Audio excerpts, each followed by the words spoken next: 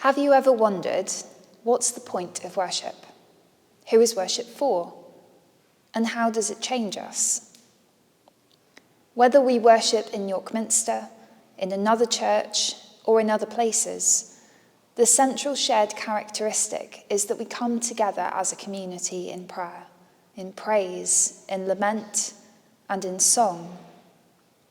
In those places of gathering, we encounter God, who meets us where we are. We find a place of belonging in God and in one another, and through our encounters with God, we're shaped to become the people that we're called and created to be.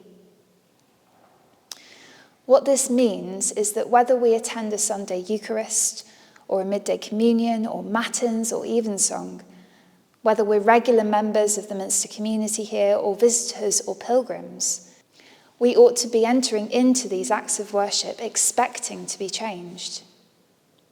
As we journey through worship, we encounter the living God in word, in prayer, in music, in the sacrament, in the face of one another, all in a common thread, a story or a season which shapes us.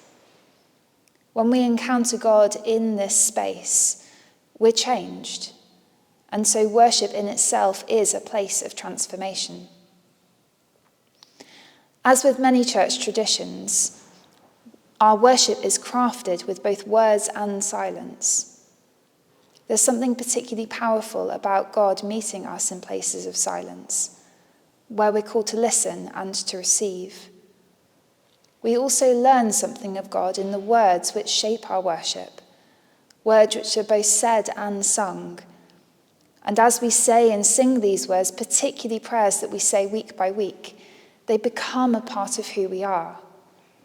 One of my favourite examples of this is Psalm 150, which is sung here every Sunday in ordinary time. And as someone who's worshipped in York Minster for over 10 years, each time it's sung, it lifts my soul. It speaks to me of something of home and belonging, and illustrates us bringing back that song of love out into the world. We're sent out as changed people.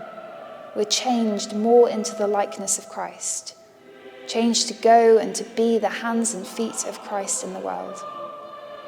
Our worship forms us in our faith, so that as we're sent, we're equipped to live as disciples in our everyday lives and in our everyday places. We're not sent out in our own strength, but we're sent out in the power of the Spirit to live and work to the praise and glory and love of the living God.